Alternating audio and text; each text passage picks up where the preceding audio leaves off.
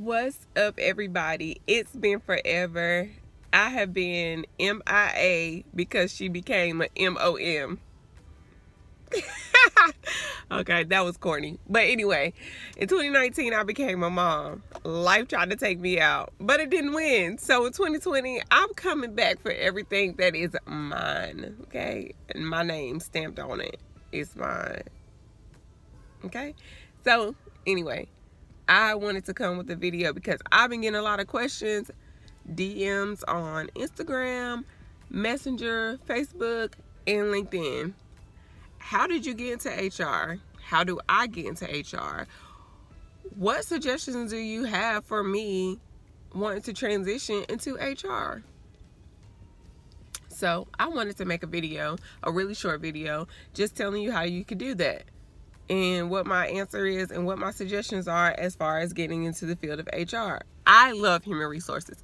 I would advocate for being in HR for anyone who has any questions. Like, anytime anyone asks me what I do, I love what I do. I'm passionate about what I do.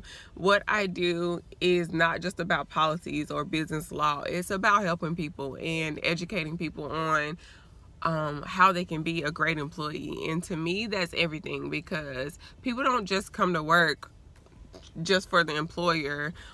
They come to work for the benefits. They come to work because it benefits their family, and they come to work because they need the money, or they love what they do, but they still need the money, because I mean, who doesn't have to pay their bills? Anyway,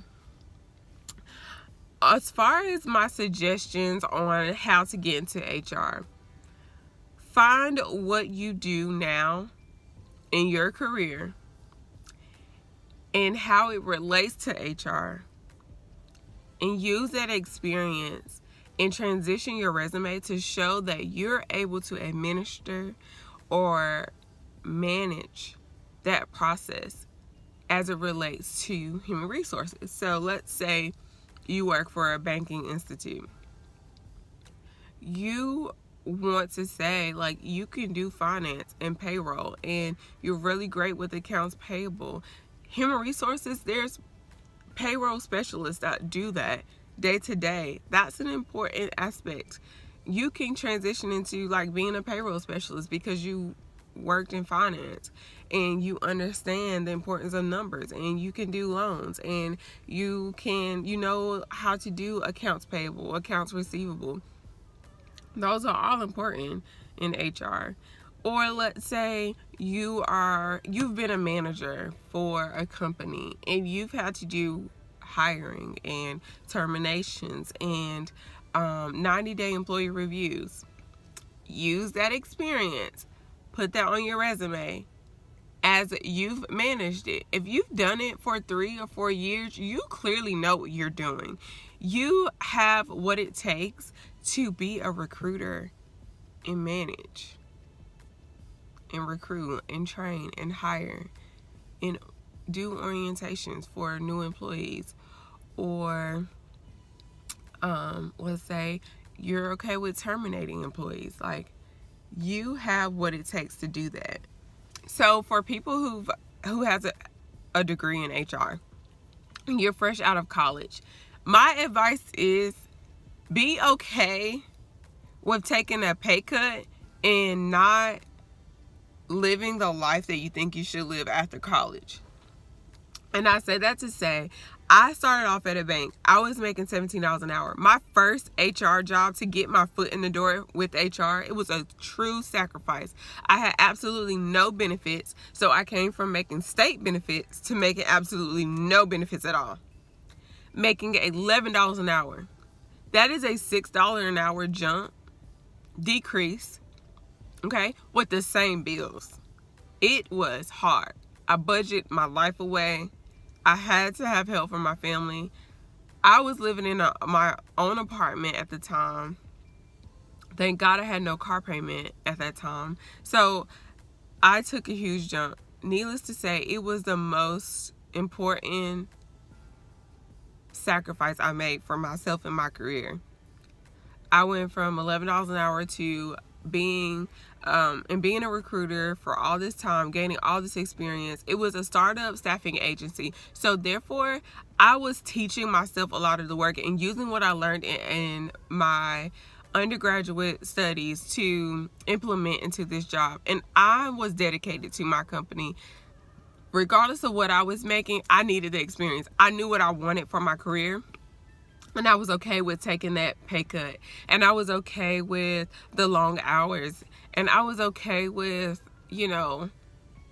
knowing that, hey, this is a season of my life, but this is going to get me to where I needed to go. So I stayed and I worked hard and I did what I had to do.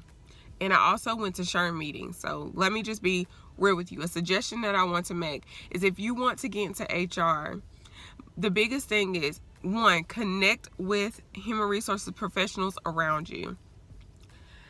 Connect with them on LinkedIn if you don't know anyone around you. You don't know how to connect with them around you. One way to connect with human resources professionals around you is to join your local SHRM organization. So become a member. I think it's like $45 to become a member or something. And they have monthly meetings. They get together every month or every week. They talk about important HR changes, important HR policies and laws. You get to hear forums about like what people feel is important to them in their company, or how they do hiring and terminating, how they do orientation, what they do as far as benefits. And it's really important to get to know these people. Connect with them via LinkedIn. Let them get to know what you do. Connect with local companies and their HR professionals. It's so important. I did that for a while, and then I was able to transition into an HR coordinator for a bigger company, a way bigger company, who's now a part of Kroger. And I was, a part of a team of 3, and we were the HR professionals, over 500 plus employees. And let me just say, we did the doggone thing, because it was a lot of employees and it was a little bit of us. And my manager, who I am still in contact with, still love her, she had her HR certification, which I admired. She had been in the field for a while, and she earned her place in that place. And I mean, I admired her. Anything that she could teach me, I learned. I worked long hours under her. I loved what I did. I probably would still be there if she was still there, and if I did not get diagnosed with cancer, I probably would still be working under her because I loved her that much. But anyway, I suggest, if you know someone in the HR field that you can gain knowledge from, stay connected to them. Find out what they do, what their habits are, what books they read. I mean, all of that. Join podcasts. Learn. There's a lot of learning to do. I love LinkedIn because you can literally look on someone's LinkedIn page and see exactly what they did in their career and say, okay, that's the path I would like to take, or that's a cool path. Let me reach out to them and say, and it takes a lot of guts to reach out to an HR professional who may or may not respond, number one, and say, I really admire your career, and I would like to know what it took, or what suggestions you have as far as growing in human resources. I've done that a few times, and it took good, and it was very nice to see who responded back to me, and to stay connected to them, and to show that I am dedicated and I have effort towards being in the field.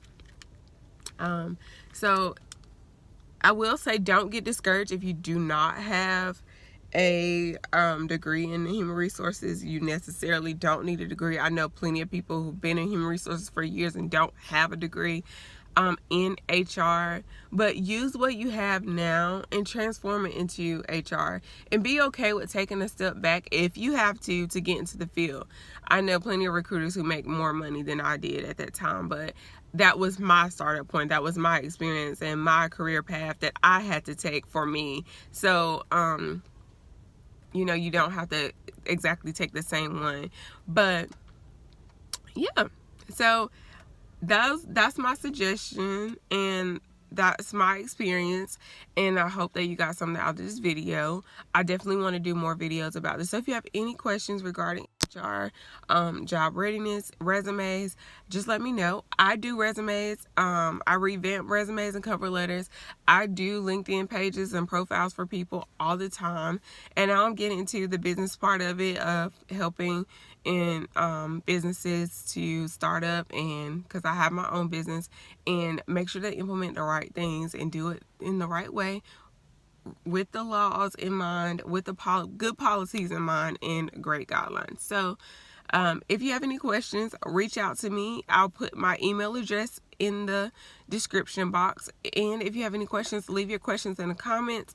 I am so happy to listen to them and hear them. And I hope you got something out of this video. I will be doing short videos like this a lot.